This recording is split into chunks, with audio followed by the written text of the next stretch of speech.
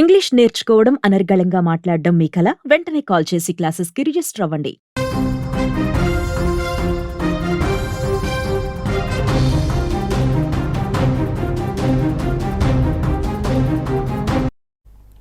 మరో big breaking news చూస్తున్నాం. ధర్మస్థలలో మళ్లీ అస్థిపంజరాలు దొరికినట్లుగా తెలుస్తోంది. 11వ స్పాట్ లోనే ఈ అవశేషాలు దొరికాయి. మొత్తం 4 మృతదేహాలు, ఎముకలు దొరికినట్టుగా కూడా ప్రచారం జరుగుతోంది. బంగ్లాగుట్టలోని తవ్వకాల్లో అస్థిపంజరాలు బయటపడ్డాయి. కుళ్లిపోయిన స్థితిలో ఉన్న ఓ మృతదేహం కనిపిస్తోంది. భోజన విరామం తీసుకోకుండా కూడా అక్కడ సిట్ అధికారులు తవ్వకాలు చేస్తూనే ఉన్నారు. దుస్తులు, చెప్పులు కూడా దొరికినట్టుగా బ్రేకింగ్ న్యూస్ లో అయితే సమాచారం అందుతోంది. అడవిలోకి ఉప్పు సంచి అలాగే టేపు కూడా సిబ్బంది తీసుకెళ్లినట్లుగా కూడా తెలుస్తోంది. ఎముకలు దొరికాయని సిట్ నిర్ధారించినట్టుగా తెలుస్తోంది. ఎస్, ధర్మస్థలం నుంచి బిగ్ బ్రేకింగ్ న్యూస్ చూస్తున్నాం. మళ్లీ శవాల ఆనవాళ్లైతే దొరికాయి. బంగ్లాగుట్టలోని 11వ స్పాట్ వద్ద తవ్వుతూ ఉండగా 4 శవాల ఎముకలు కనిపించినట్టుగా అయితే ప్రచారం జరుగుతోంది. అయితే ఓ శవం మాత్రం కుళ్లిపోయిన స్థితిలో ఉన్నట్టుగా అయితే మనకి సమాచారం. దీంతో విరామం తీసుకోకుండా అధికారులైతే తవ్వకాలు చేపడుతూనే ఉన్నారు. అక్కడే దుస్తులు, చెప్పులు కూడా దొరికినట్టుగా తెలుస్తోంది.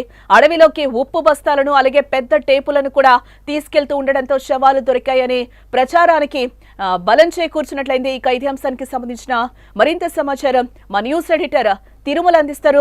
ఎస్ తిరుమల్, 7వ రోజు అంటే 11వ స్పాట్ కి కొంచెం పైన ఏదైతే గుట్ట ఉందో దాని మీద అయితే తవ్వకాలు ప్రారంభించారు. అక్కడ కొన్ని మృతదేహాలు, ఎముకలు కూడా లభ్యమైనట్లుగా తెలుస్తోంది. ఏంటి అనామక వ్యక్తి చెప్తున్న విషయాలకి ఇవి కొంచెం బలం చేకూర్చినట్టు అయిందని అనుకోవచ్చు అంటారా ఏంటి? అర్జెంట్ అనుకోవచ్చు. దానికి ఎగ్జాక్ట్లీ అతను చెప్తున్న మాటలకి కొంత బలాన్ని చేకూర్చినట్టయింది. ఇవాళ 11వ స్పాట్ అని చెప్పాలి. 11వ స్పాట్ గతంలో ఇంతకు ముందు ఎప్పుడైతే లాస్ట్ వీక్ సోమవారం గుర్తించారో దాన్ని ప్లేస్ మారింది అంతే. 11వ స్పాట్ ప్లేస్ మారింది. గుట్ట పైకి వెళ్ళారు. అంటే గతంలో అంటే 1 నుంచి 8వ స్పాట్ వరకు ఏదైతే ఈ ఐడెంటిఫై చేసిన ప్లేసెస్ ఉన్నాయో, స్పాట్లు ఉన్నాయో, అవి నేత్రావతి నది ఒడ్డున ఈ బంగ్లాగుట్ట అనే ఆ గుట్ట తీరంలో ఉండేది. అంటే ఒక బంగ్లాగుట్టకి ఒకవైపు నేత్రావతి నది ప్రవహిస్తుంది, ఒకవైపు ఏమో ధర్మస్థలికి, మ్యాంగ్లూరు నుంచి ధర్మస్థలికి వచ్చే దారి ఉంటుంది. ఈ 8 స్పాట్లేమో మొదటి 8 స్పాట్లు. అంటే 6వ స్పాట్లో 2 డెడ్ బాడీస్ అంటే అస్థిపంజరాలు, ఎముకలు దొరికాయి 6, 7 మధ్య. ఇకపోతే ఇప్పుడు ఇవాళ 9, 10, 11, 12 ఏమో ధర్మస్థలికి వెళ్ళే మెయిన్ రోడ్లో ఏదైతే హైవే ఉందో హైవే పక్కన ఉండేది. అయితే హైవే పక్కన 9, 10లో ఎటువంటి ఆనవాళ్ళు దొరకకపోవడం, వేగంగా తవ్వకాలు పూర్తయిపోవడంతో శనివారం రోజు కొంత ఈ కేసు బలహీనపడింది అనుకున్నారు. విజిల్ బ్లోయర్ కూడా, ఎవరైతే ఆ ప్రత్యక్ష సాక్షి ఉన్నాడో అతను కూడా చూపించిన స్పాట్లని అబద్ధాలు, ఇంకా ఇతను కేవలం మాటలు చెప్తున్నాడు, కట్టుకథలు చెప్తున్నాడు అనుకున్నారు. కానీ ఇవాళ ఊహించని విధంగా మార్నింగ్ సీన్ రివర్స్ అయింది. అతన్ని ఇన్వెస్టిగేషన్ చేశారు. అంటే మళ్ళీ నిన్న సండే బ్రేక్ రావడంతో పోలీసులు కొంత ప్రశ్నించినట్టుగా, అతన్ని మిగతా ప్రాంతాన్ని గుర్తు చేసుకునే విధంగా అతనికి కొంత టైం కూడా ఇచ్చినట్టుగా సమాచారం ఉంది. ఆ నేపథ్యంలో అతను 11వ స్పాట్లో తవ్వకాలు జరగకుండానే బంగ్లాగుట్ట పైకి, హైవే వైపు నుంచి బంగ్లాగుట్ట పైకి అతన్ని తీసుకెళ్లాడు. కొత్త స్పాట్ను చూపించాడు. వాళ్ళకి ఒక రకంగా చెప్పాలంటే కొత్త స్పాట్ చూపించాడు. ఆ కొత్త స్పాట్ దగ్గర కొన్ని అంటే 4 అని తెలుస్తుంది ప్రస్తుతానికైతే, అధికారికంగా ఇంకా ధృవీకరించలేదు. 4 వరకు అస్థిపంజరాలు దొరికినట్టుగా అక్కడున్న మన సుమన్ టీవీ ప్రతినిధి కొంత సమాచారం అందిస్తున్నారు. అంతేకాదు అడవిలోకి ఈ కూలీలు ఎవరైతే ఉన్నారో, ఈ తవ్వకాలకి పనిచేస్తున్న కూలీలు, వాళ్ళు ఉప్పు బస్తాలు మోసుకెళ్తున్న దృశ్యాలు కూడా మనం స్క్రీన్ మీద చూడొచ్చు. ఆ విజువల్స్ కూడా మనకు కనిపిస్తున్నాయి. సాధారణంగా ఉప్పు బస్తాలు ఎందుకు తీసుకెళ్తారనే క్వశ్చన్ తెరపైకి వచ్చినప్పుడు, సాధారణంగా ఏదైనా అస్థిపంజరం కానీ, ఎముకలు కానీ, లేకపోతే ఇతరత్ర ఏమైనా దొరికినప్పుడు వాటిని సేవ్ చేయడానికి వెంటనే వాటిని ఉప్పులో సేవ్ చేస్తారు. ఇంతకుముందు 6వ ప్లేస్లో దొరికినప్పుడు చిన్న చిన్న డబ్బాల్లో ఆ ఎముకల్ని సేవ్ చేసిన విజువల్స్ మనం చూసాం, భద్రపరిచిన దృశ్యాలు మనం చూసాం. ఒక బకెట్లలో, పుర్రెలు వచ్చేసి కొన్ని 2 ప్లాస్టిక్ బకెట్లలో సేవ్ చేశారు. అప్పుడు కూడా ఉప్పుని యూజ్ చేశారు. ఎందుకంటే లాంగ్ కెమెరా విజన్ అది అప్పుడు మనకు దగ్గరగా కనిపించే అవకాశం లేదు. ఇవాళ హైవే పైనుంచే లోపలికి, అడవి లోపలికి ఉప్పు బస్తాలు తీసుకెళ్ళిపోయారు. అవి కూడా 3 ఉప్పు బస్తాలు, కనీసం ఒక్కొక్కటి 20 కిలోల వెయిట్ ఉండే ఉప్పు బస్తాలు. అంటే ఇవన్నీ చూస్తుంటే స్పష్టంగా అర్థమవుతుంది ఏంటంటే భారీ ఎత్తున అక్కడ అస్థిపంజరాలు దొరికాయని అర్థమవుతుంది. ఈ అస్థిపంజరాల్ని సేవ్ చేసేందుకు ఉప్పును వినియోగిస్తున్నారు. ఉప్పులో వేయటం వల్ల డిఎన్ఏకి ఎటువంటి, అంటే డిఎన్ఏకి సంరక్షణగా ఉంటుంది ఉప్పు. సాల్ట్ డిఎన్ఏని సంరక్షిస్తుంది కాబట్టి ఉప్పులో వాటిని సేవ్ చేయబోతున్నారు. భారీ ఎత్తున దొరికినట్టు తెలుస్తుంది. అస్థిపంజరం అంటే ఏదో చిన్న ఎముకలు, 2 ఎముకలు, 3 ఎముకలు దొరికినట్టుగా కాదు. కొన్ని పుర్రెలు, బాడీకి సంబంధించిన అస్థిపంజరం. అంటే కొండ పైన కాబట్టి అస్థిపంజరాలు ఎక్కడ చెక్కు చెదరలేదనే ఒక చర్చ కూడా జరుగుతుంది. గతంలో నదిలో ఎందుకు దొరకలేదనే ప్రశ్న వచ్చినప్పుడు, నదీ పరివాహక ప్రాంతంలో వరదలు వచ్చినప్పుడు అక్కడి నుంచి డెడ్ బాడీస్ కొట్టుకుపోయే అవకాశం ఉంది. ఇంకోటి తడి ప్రాంతంలో ఎక్కువ వేగంగా ఎముకలు మెల్ట్ అయ్యే ఛాన్సెస్ ఉన్నాయి. ఇటువంటి కొన్ని సైంటిఫిక్ రీజన్స్ కనిపించాయి.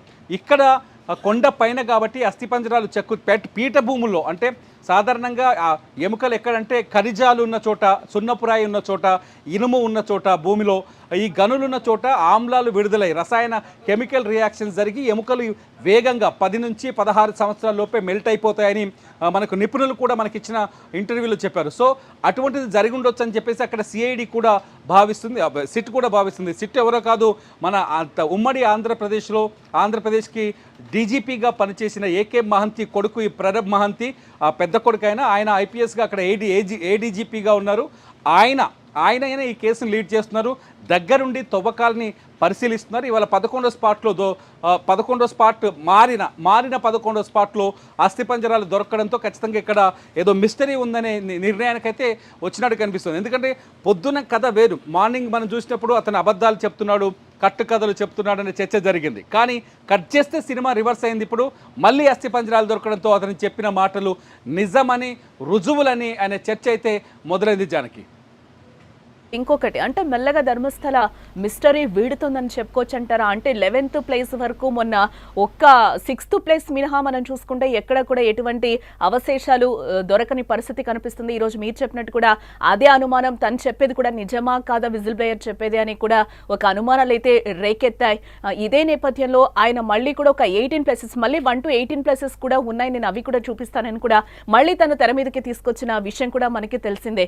కాబట్టి ఇప్పుడు మనకి 11వ ప్లేస్ ఏదైతే అనుకున్నాం దానికి కొంచెం పైన ఈ రోజు తవ్వకాలు జరిపే నేపథ్యంలో అక్కడ అస్థిపంజరాలు దొరికాయి, అవశేషాలు దొరికాయని చెప్తున్న నేపథ్యంలో మరి ఈ ప్లేసెస్ కూడా కొంచెం ప్రాధాన్యం సంతరించుకుందని చెప్పుకోవచ్చు అంటారా? ఎగ్జాక్ట్లీ, ఖచ్చితంగా ప్రాధాన్యత సంతరించుకుంటుంది. ఎందుకంటే 6వ స్పాట్లో దొరికాయి, కొన్ని స్పాట్లు మిస్ అయ్యాయి, లేకపోతే తనని సరిగా గుర్తించలేదు అనే విషయాన్ని కూడా ఇవాళ ఆయన ఒప్పుకున్నట్టయింది. ఎందుకంటే 11వ స్పాట్ మార్చినప్పుడే నేను సరిగ్గా గుర్తించలేకపోయాను, నాకు ఆ ప్రాంతాలు గుర్తుకులేవన్నాడు. ఎందుకంటే 2014లో ఆయన ధర్మస్థలం నుంచి వెళ్ళిపోయాడు. 2025లో అంటే 11 సంవత్సరాల తర్వాత అక్కడికి వచ్చాడు. ఆయన తిరిగి వచ్చేసరికి ఇక్కడ పరిసరాలు, వాతావరణ పరిస్థితులు పూర్తిగా మారిపోయి ఉండొచ్చు. అతను గుర్తుపెట్టుకున్న ప్లేసులు లేకపోయి ఉండొచ్చు. ఆ ప్లేసుల్లో ఇతర ఏదైనా చేంజెస్ వచ్చి ఉండొచ్చు. ఎందుకంటే ఇక్కడ హైవే ఎక్స్పాన్షన్ లాంటివి జరిగి ఉండొచ్చు. రకరకాల కారణాలు కావచ్చు. అంతేకాదు నేత్రావతి నది సమీపంలో మనం అనుకున్నట్టుగానే వరదల్లో కొన్ని మృతదేహాలు కొట్టుకుపోవచ్చు. ఛాన్సెస్ అన్నింటినీ సిట్ తీసుకుంటుంది, ప్రతి ఛాన్స్ని తీసుకుంటుంది. కాబట్టి ఇవాళ 11లో మళ్ళీ ఈ 4 వరకు అస్థిపంజరాలు దొరికాయి. కాబట్టి ఖచ్చితంగా నెక్స్ట్ ఎడిషన్లో అంటే ఆయన సిట్కి ఏం చెప్పాడు అనేది ఇంపార్టెంట్ థింగ్. అది ఎవరికి బయటికి రివీల్ అయితే చేయట్లేదు అలా లాయర్లు కానీ. ఎందుకంటే మొదటి విడత నేను 13 చూపిస్తా అన్నాడు. ఇవాళ మళ్ళీ 15 అనే చర్చ కూడా స్టార్ట్ అయింది. ఏదైతే కన్యాడి ఏరియాని ఇప్పటివరకు పెండింగ్లో పెట్టారు, కన్వాడి ఏరియాలో 2 డెడ్ బాడీస్ని పాతి పెట్టానని చెప్పినట్టు ఆయన చెప్పాడు. అందులో ఒక స్కూల్కి వెళ్ళే అమ్మాయి, ఆమె అండర్ గార్మెంట్స్ కూడా లేవు, పాతి పెట్టే సమయంలో బ్యాగ్తో సహా పూడ్చిపెట్టాను, ఒక పెట్రోల్ బంక్ పక్కన కన్వాడి ఏరియాలో పెట్రోల్ బంక్ పక్కన పూడ్చిపెట్టానని చెప్పాడు. అది దాన్ని బట్టి అక్కడ ఇంకా తవ్వకాలు జరగలేదు, అది జరపాల్సిన అవసరం ఉంది. ఏదైతే 11వ స్పాట్ ఉందో ఆ స్పాట్ నుంచి కన్వాడి ఏరియా 6 కిలోమీటర్ల దూరంలో ఉంటుంది. లాస్ట్ సాటర్డే రోజు అక్కడికి తీసుకెళ్లాలనుకొని మళ్ళీ వెనక్కి తీసుకొచ్చినట్టు తెలుస్తుంది. ఇవాళ వచ్చేసి లాస్ట్ సాటర్డే రోజు లంచ్ బ్రేక్ తీసుకున్నారు, కానీ ఇవాళ లంచ్ బ్రేక్ కూడా తీసుకోలేదు. లంచ్ సమయంలో కూడా తవ్వకాలు కొనసాగుతూనే ఉన్నాయి. ఆ కొండ ప్రాంతాల్లో పలుగు పారలతో తవ్వకాలు జరుగుతున్నాయి. అస్థిపంజరాలు దొరికాయనే మెసేజ్ ఇప్పుడు బయటికి రావడంతో ఒక్కసారిగా అక్కడ సిచ్యువేషన్ మారిపోయింది. ఇప్పుడు 13వ ప్లేసు అంటే 12వ ప్లేస్ కూడా మారే అవకాశం ఉంది ఇక్కడ. ఎందుకంటే 12 కూడా 11 పక్కనే ఉంది ఆయన చెప్పినప్పుడు. సో 12వ ప్లేస్ కూడా మారే అవకాశం కనిపిస్తుంది. కొత్తగా చూపించబోయే 17 ప్లేసెస్, మళ్ళీ కొత్త ప్లేసులో 17 చూపిస్తా అని చెప్పాడు. కాబట్టి అక్కడ గ్యారంటీగా అస్థిపంజరాలు దొరుకుతాయనే నమ్మకం కలుగుతోంది. నిన్న 1 గంట క్రితం వరకు అతను చెప్పేది వాస్తవమా, అబద్ధమా, నిజమా అనేది ఎవరికి తెలియదు. ఎందుకంటే అనుకున్నట్టుగా అతను చూపించిన ఏ ప్లేస్లో కూడా అస్థిపంజరాలు కానీ అవశేషాలు కానీ దొరకపోయేసరికి ఖచ్చితంగా ఇతను అబద్ధాలు చెప్తున్నాడని ఒక నిర్ణయానికి వచ్చారు గంట క్రితం. సడన్గా ఇప్పుడు మొత్తం మారిపోయింది. ఎందుకంటే ధర్మస్థలంలో 2 రకాల చర్చలు ఉన్నాయి. ఒకటేమో హత్యలు జరిగాయి, అత్యాచారాలు జరిగాయి, అమ్మాయిలు బాలికలు ఎవరిని వదిలిపెట్టలేదు, రాక్షసుల కంటే దారుణంగా ఇక్కడ ఒక గ్యాంగ్ ఉంది, ఆ గ్యాంగ్ వాళ్ళపైన అఘాయిత్యం చేసింది, చంపింది, డెడ్ బాడీస్ని ఇతనికి ఇచ్చింది నిజమే, ఇతని పాతిపెట్టింది నిజమని వాదించే ఒక వర్గం ఉంది. ఎట్ ది సేమ్ టైం ఈ హత్యలు అనేది అవాస్తవం, ఇక్కడ అత్యాచారాలు జరగవు, ఇది ఒక పవిత్రమైన పుణ్యక్షేత్రం, ఈ పుణ్యక్షేత్రానికి చెడ్డ పేరు తేవడానికి కొందరు ఈ ప్రయత్నం చేస్తారు. ఇంకొక వాదన ఉంది. ఈ 2 వాదనల మధ్య అక్కడ జరుగుతున్న ఇన్వెస్టిగేషన్ తీవ్రమైన ఒత్తిడికి లోనవుతుందని చెప్పాలి. ఎందుకంటే ఇటు వర్గం వాళ్ళు వస్తున్నారు ఇన్వెస్టిగేషన్ జరుగుతున్న ప్రాంతానికి, సిట్ తవ్వకాలు జరుగుతున్న ప్రాంతానికి, అటు వర్గం వాళ్ళు వస్తున్నారు. వాళ్ళేమో వీళ్ళు అంటున్నారు ఎక్కడ దొరికాయి డెడ్ బాడీలను, అక్కడికక్కడే ప్రశ్నిస్తున్నారు. వీళ్ళేమో దొరుకుతాయి తవ్వండి చూడండి అని చెప్పేసి వీళ్ళు ప్రశ్నిస్తారు. దీంతో అక్కడ కొంత ఉద్రిక్త వాతావరణం కూడా కనిపిస్తోంది. అక్కడ ప్రజల్లో కూడా ఆగ్రహం కూడా ఒక ఎంత పానిక్ అవుతున్న సిచ్యువేషన్ మనకు కనిపిస్తోంది కదా. అంటే ఆటోమేటిక్గా పానిక్ అవుతారు. ఎందుకంటే ఒకవేళ ఇక్కడ అస్థిపంజరాలు దొరకడం మొదలైందనుకోవడానికి ఖచ్చితంగా ఇది అందరినీ ఆందోళన కలిగించే విషయం. ఎందుకంటే చరిత్రలోకి వెళ్తే ఒకసారి పోలీస్ రికార్డులోకి వెనక్కి వెళ్తే దాదాపు దక్షిణ కన్నడ జిల్లాలోనే 450 మంది మహిళలు మిస్ అయ్యారు. వాళ్ళ ఆచూకీ ఇంతవరకు తెలియదు. ఆ మిస్ అయిన కేసులు పూర్తి స్థాయిలో ఇన్వెస్టిగేషన్ జరిగినట్టుగా పోలీసులు ఒప్పుకోవట్లేదు. చాలా కేసుల్లో ఇన్వెస్టిగేషన్ పూర్తిగా జరగకుండానే ఆపేసినట్టుగా స్పష్టత ఉంది చెప్తున్నారు పోలీసులు. వీటన్నిటికీ మించి ఏదైతే 2015 వరకు ఏదైతే రికార్డులు ఉన్నాయో, మిస్సింగ్ కేసుల రికార్డులు ఉన్నాయో అధికారికంగా వాటిని ఎరైజ్ చేశారు, వాటిని తొలగించేశారు. ఇన్ని అనుమానాలు ఉన్నాయి. ఇవన్నిటికీ క్వశ్చన్స్ జవాబులు రావాల్సిన అవసరం ఉంది, ఇప్పటికీ రావాల్సిన అవసరం ఉంది. సిట్ ఒకసారి ఇన్వెస్టిగేషన్ మొదలు పెడితే ఎందుకు తీసేశారు? అతను ఇంకో మాట చెప్పాడు, నేను శవాల్ని పూడ్చిపెట్టే సమయంలో నాతో పాటు ఒక రిటైర్డ్ పోలీస్ ఆఫీసర్ ఉన్నాడు చెప్తున్నాడు. ఎందుకంటే ఒకే వ్యక్తి ఇన్ని సవాళ్ళు పూడ్చడానికి సాధ్యమయ్యే పని కాదు. ఒకవేళ ఇన్ని సవాళ్ళు పూడ్చడానికి ఎవరో ఒకరి సహాయం తీసుకునే అవకాశాలు 100% ఉన్నాయి. ఆ సహాయాలు ఎవరు అతనికి సహాయం చేశారు, సహాయం చేసిన వ్యక్తులు ఎవరైనా క్వశ్చన్ కూడా ఇప్పుడు తెరపైకి వస్తుంది. సో ఇన్ని ప్రశ్నలు, చాలా ప్రశ్నలు ముడిపడి ఉన్నాయి వీటికి. ఈ ప్రశ్నలన్నిటికీ సమాధానం రావాలి అంటే ఖచ్చితంగా ఇక్కడ మృతదేహాలు ఉన్నాయా లేవా అనే విషయం ముందు తేలాలి. ఒకవేళ ఉంటే ఎవరెవరు కలిసి పాతిపెట్టారు, లేదనుకోండి ఇతన్ని ఎవరు ప్రేరేపించారు ఇలా చెప్పమని, ఎవరు ఇతన్ని మైండ్ డైవర్ట్ చేస్తారు, ఎవరు ఇతన్ని ఇంత ధైర్యంగా నువ్వు పోలీసుల దగ్గరికి వెళ్ళి ఈ విషయం చెప్పని చెప్పించారు. ఈ 2 ప్రశ్నలకు కూడా సమాధానం రావాల్సింది. ఎందుకంటే లేకపోతే ఒక క్లారిటీ రావాలి, ఉంటే ఇంకొక క్లారిటీ రావాలి. ఉండటం ఒకవేళ లేవనుకోండి ఇతన్ని ఎవరో ఒకరు ఖచ్చితంగా ఇందులో ప్రోత్సహించినట్టు అవుతుంది, ఎవరి మాటలు విని ఇతని దగ్గరికి వచ్చినట్టు. ఎందుకంటే అతను ఢీ కొట్టాలనుకున్న వ్యక్తులు చిన్న వ్యక్తులు కాదు. గడిచిన 5, 6, 7, 8 దశాబ్దాలుగా ఆ ప్రాంతంలో అత్యంత శక్తిమంతులు, బలవంతులు, అంతేకాదు చాలా పేరు కలిగిన వాళ్ళు, దేశవ్యాప్తంగా వాళ్ళకు గుర్తింపు ఉంది. అంతేకాదు ఆ దేవాలయానికి కూడా ప్రపంచవ్యాప్తంగా హిందువులు ప్రతి ఒక్కరూ ఆ దేవాలయాన్ని గుర్తిస్తారు, అక్కడికి వచ్చి ఒక్కసారైనా జన్మలో దర్శనం చేసుకోవాలనుకుంటారు. అంత శక్తివంతులతో వైరం పెట్టుకోవాల్సిన అవసరం ఒక మామూలు మాజీ పారిశుద్ధ్య కార్మికుడికి ఉండదు. వాళ్ళతో వైరం పెట్టుకోవడం వల్ల ఇతనికి వచ్చే లాభం ఏమీ ఉండదు. సో ఇవన్నీ కారణాలు, చాలా రకాల క్వశ్చన్స్ ఉన్నాయి, చాలా క్వశ్చన్స్ ఉన్నాయి. క్వశ్చన్స్ అన్నిటికీ ఆన్సర్ రావాలి అంటే ఒకటి, అక్కడ శవాలు ఉన్నాయన్న తేలాలి, పాతిపెట్టిన విషయం తేలాలి, లేదు శవాలు లేవు అన్న నిర్ధారణ అవ్వాలి. ఈ 2 జరిగే వరకు ఏ కథ ముందుకెళ్లే అవకాశం లేదు. ఖచ్చితంగా ఒక మీరు అన్నట్టు ఉద్రిక్తత అయితే తలెత్తింది. అక్కడ ఒక ఉద్విగ్న భరితమైన వాతావరణం అయితే ఏర్పడింది. అక్కడ 2 వర్గాల మధ్య కొంత ఆందోళన, 2 వర్గాల మధ్య కొంత వైషమ్యాలు, 2 వర్గాల మధ్య విభేదాలు చాలా స్పష్టంగా కనిపిస్తుంది. కూడా పదే చెప్తూ ఉన్నాం. అంటే అనన్య భట్ మదర్ కూడా ఆ మస్తికలైనా చూసుకోవాలి ఆఖరికి అని చెప్పి కూడా ఒక వర్షన్ మనం ఫస్ట్ నుంచి కూడా ధర్మస్థల ఇష్యూ అప్పటి నుంచి కూడా మనం చెప్తూనే ఉన్నాం. ఆ విధంగా కూడా ఆ తల్లి ఇంకా కూడా పానిక్ అవుతుంది. ఆఖరికి నేను ఆ అస్థికలన్నా చూడాలి, నేను సాంప్రదాయంగా ఆమెకి అవన్నీ చెయ్యాలి అని కూడా ఆమె ఎంతో ఎదురు చూస్తున్న సిచ్యువేషన్స్ కూడా మనకు కనిపిస్తున్నాయి. అంటే విజిల్ చెప్తున్న మాటలు కూడా అదే, నేను పాతిపెట్టిన శవాలని అక్రమంగా అడ్డగోలుగా పాతిపెట్టాను, ఆ డెడ్ బాడీస్కి అన్నింటిపైన అఘాయిత్యం అంటే లైంగిక దాడి జరిగినట్టుగా ఆనవాళ్ళు కనిపించాయి. వాళ్ళని చాలా దారుణంగా చిత్రహింసలకు గురి చేసి దాడి చేసి చంపిన తర్వాత తన దగ్గర శవాలు పంపించారు. కొన్ని శవాల పైన వాళ్ళ ముఖాలపైన యాసిడ్ పోసి తగలబెట్టారు, కొన్ని శవాల్ని తగలబెట్టమని చెప్పారు, కొన్ని శవాల్ని పాతి పెట్టమని చెప్పారు. అలా నేను చేయను అంటే వాళ్ళని నరికినట్టుగానే నిన్ను నరికి చంపేస్తామని నన్ను బెదిరించారు అని ఇన్ని కారణాలు చెప్పారు. ఈ విజిల్ బ్లోయర్ చెప్పిన ఈ మాటలకి అనన్య తల్లి చెప్తున్న మాటలకి మ్యాచ్ అవుతుంది చాలా స్పష్టంగా. అనన్య తల్లి ఏం చెప్తుంది, అంతేకాదు ఇతను ఇంకో మాట చెప్పాడు, వాళ్ళని అన్యాయంగా ఏకపక్షంగా ఖననం చేశాను కాబట్టి ఇప్పటికైనా నాకు పాప భీతి నన్ను వెంటాడుతోంది, ఇప్పటికైనా నేను ఆ ఎముకలన్నింటినీ వెలికి తీయగలిగితే, వాళ్ళ కుటుంబాలకి ఆ మృతదేహాలను అప్పచెప్తే, వాళ్ళకి సంప్రదాయబద్ధంగా అంత్యక్రియలు జరిగితే నాకు ఎటువంటి భయం ఉండదు, బాధ ఉండదు, ఆ పాప భీతి నన్ను వెంటాడదు, నా మనసు కొంతైనా ప్రశాంతత ఉంటుంది అనే విషయాన్ని అందుకోసమే నేను బయటకు వచ్చాను చెప్తున్నాడు. ఇటు అనన్య తల్లిదండ్రులు కావచ్చు, మిస్ అయిన మిగతా వాళ్ళ కుటుంబాలు కావచ్చు, వాళ్ళు ఏం చెప్తున్నారు చాలా స్పష్టంగా. అనన్య తల్లి ఏం చెప్తుంది, మేము బ్రాహ్మణులం, నా కూతురు చచ్చిపోయింది, చంపేశారు, మిస్ అయింది, నాకు ఆ విషయం చాలా స్పష్టంగా తెలుసు, ఈ 100 హత్యల్లో భాగంగానే నా కూతురు కూడా హత్య చేసి ఉంటారని ఆమె అనుమానిస్తోంది. ఈ నేపథ్యంలోనే ఈ విషయం వెలుగులోకి రాగానే అనన్య భట్ తల్లి సుజాత భట్ ఆమె ధర్మస్థలి పోలీసులకు మరోసారి ఫిర్యాదు చేసింది. నా కూతురు మిస్సింగ్ కేసుని మళ్ళీ విచారించాలని 22 సంవత్సరాల తర్వాత మళ్ళీ ఫిర్యాదు చేసింది. ఆ ఫిర్యాదును పట్టుకొని ఇప్పుడు ఆమె అక్కడే ఉంటుంది, మ్యాంగ్లూరులోనే ఉంటుంది, ప్రతిరోజు ఈ కేసును ఫాలో చేస్తుంది. ఒకవేళ ఎముకలు దొరికితే ఫస్ట్ అనన్య భట్ DNA తోటే మ్యాచ్ చేయాలని చెప్పేసి అక్కడ ఆమె లాయర్ ఒకతను, ఆయన పేరు మంజునాథ్, ఆయన కూడా ఇప్పటికే సిట్కి విజ్ఞప్తి చేశారు, మెయిల్ చేశారు, కోర్టులో కూడా పిటిషన్ వేశారు.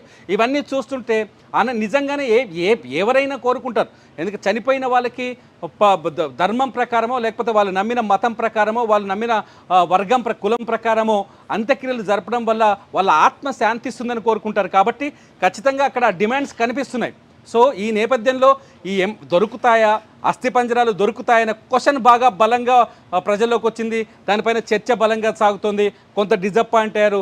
మనం సాధారణంగా చూస్తుంటాం, చాలామంది దొరికితే బాగుండని కోరుకునే వాళ్ళు కూడా చాలామంది ఉన్నారు. అక్కడున్నారు, ఈ వీడియో చూస్తున్న వాళ్ళు కూడా ఉన్నారు ఒక రకంగా చూడాలంటే, ఎందుకంటే మన కామెంట్స్లో కనపడుతుంది. సో దొరకాలి అనుకునే వాళ్ళు ఉంటారు, లేదు దేవాలయ ప్రాశస్త్యాన్ని దెబ్బతీయాలని ఆలోచిస్తున్నారని చెప్పే వాళ్ళు మరికొందరు ఉంటారు. ఇట్లా 2 వర్గాలు స్పష్టంగా ఉన్నాయి. ఇక్కడ ప్రజల్లో ఉన్నారు, లేకపోతే మన వ్యూవర్స్లో ఉండొచ్చు, అక్కడ కూడా ఉద్రిక్తత కనిపిస్తుంది. కాబట్టి ఖచ్చితంగా అస్థిపంజరాలు దొరికితే మాత్రం కథ మారే అవకాశం కనిపిస్తుంది. ఇన్వెస్టిగేషన్ మరింత బలోపేతమయ్యే ఛాన్సెస్ కూడా చాలా ఎక్కువగా ఉన్నాయి జానకి.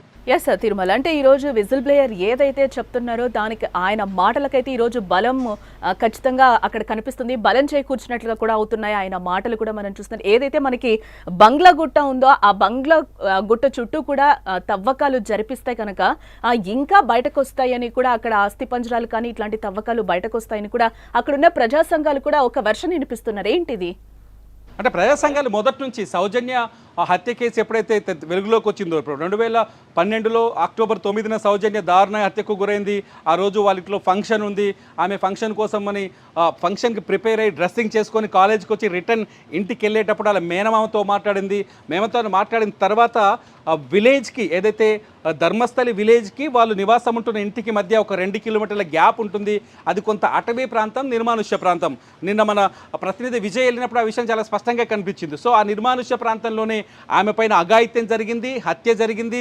ఆమె డెడ్ బాడీ అచేతనంగా నేత్రావతి నదిలో ఆమె 2 చేతుల్ని కట్టిపడేసి ఒక చెట్టుకి వదిలేశారు. సో డెడ్ బాడీ దొరికిన తీరు చూస్తేనే అక్కడ అత్యాచారాలు ఎంత దారుణంగా జరుగుతాయి, ఎంత రాక్షసత్వంగా జరుగుతాయి అనే విషయం వెలుగులోకి వచ్చింది. సౌజన్య హత్య కేసులో నిందితుడిని పట్టుకోవడం అంటే, మన దగ్గర విజయవాడలో ఎవరైతే 2007లో దారుణ హత్యకు గురైందో ఆయేషా మీరా, ఆ కేసుకు దాదాపు ఈక్వల్గా ఉంది సౌజన్య హత్య కేసు. ఎందుకంటే ఆయేషా మీరా కేసులో కూడా సత్యంబాబును తీసుకెళ్లి జైల్లో పెట్టిన తర్వాత నిర్దోషాన్ని విడుదల చేశారు. ఇక్కడ కూడా సౌజన్య హత్య కేసులో సుధాకర్ రావు అనే ఒక వ్యక్తిని పోలీసులు అరెస్ట్ చేశారు. అతని ఇంట్లో బట్టలు దొరికాయని, అంతేకాదు అతని దగ్గర సౌజన్యకి సంబంధించిన కొన్ని వస్తువులు దొరికాయని చెప్పేసి ఆరోపించారు. నిజానికి చూస్తే ఆ రోజు సౌజన్య తల్లిదండ్రులు చెప్తున్నారు, పోలీసులే మా ఇంటికి వచ్చి, చాలా స్పష్టంగా మదర్ చెప్తుంది, పోలీసులు మా ఇంటికి వచ్చి సౌజన్య దుస్తులు తీసుకుపోయారు, ఆ దుస్తువులే సుధాకర్ రావు ఇంట్లో దొరికాయని వాళ్ళు మళ్ళీ చూపించారు, కానీ ఆ దుస్తులు తీసుకెళ్ళింది మా ఇంట్లోంచి అని చెప్పారు. రెండో పాయింట్ వచ్చేసి, ఎక్కడైనా అత్యాచారం జరిగినప్పుడు అమ్మాయి చేతుల్లో గోళ్లలో కానీ వేళ్లలో శరీర కణాలు దొరుకుతాయి. అంటే గిల్లినప్పుడు పెనుగులాటలో గోళ్లలో కొన్ని సాక్ష్యాలు దొరికే అవకాశం ఉంటాయి. సో ఆ కణాలు మ్యాచ్ కాలేదు. సుధాకర్కి సంబంధించిన ఎటువంటి గాయాలు జరగలేదు. సుధాకర్ శరీరానికి సంబంధించిన కణాలు శారీరక కణాలు కావని కూడా తేలింది. దీంతో సుధాకర్ నిర్దోషి అని బయటకు వచ్చేసాడు. సో మళ్ళీ కేసు మళ్ళీ మొదటికి వచ్చింది. 2023లోనే సుధాకర్ బయటకు వచ్చాడు. 2 ఏళ్ల క్రితం అతన్ని నిర్దోషిగా విడుదల చేశారు. సో కేసు అంతా బయటకు వచ్చింది. సౌజన్య పైన జరిగిన అత్యాచారం, అక్కడ జరుగుతున్న క్రూరమైన దాడులకి, మహిళలపైన దాడులకి ఒక నిదర్శనం అనే ప్రచారం గట్టిగా జరిగింది. సౌజన్య పైన అఘాయిత్యం జరిగినప్పుడు కొన్ని ప్రజా సంఘాలు కావచ్చు, రాజకీయ పార్టీలు కావచ్చు, సౌజన్య కుటుంబానికి న్యాయం చేయాలంటూ కొన్ని సంవత్సరాల పాటు అక్కడ ఆందోళన నిర్వహించారు, ధర్నాలు చేశారు. ఇప్పటికీ అక్కడ ఒక వర్గం ఆందోళన కొనసాగుతూనే ఉంది. సౌజన్యకు ఒక సమాధి కట్టారు. ఆ సమాధి దగ్గర సౌజన్యని, అంటే ఎవరైనా ధర్మస్థలకి వెళ్తే ఖచ్చితంగా సౌజన్య కుటుంబం దగ్గరికి వెళ్ళడం, వాళ్ళని పరామర్శించడం ఇవాళకి కూడా కొనసాగుతుంది ఆ పద్ధతి.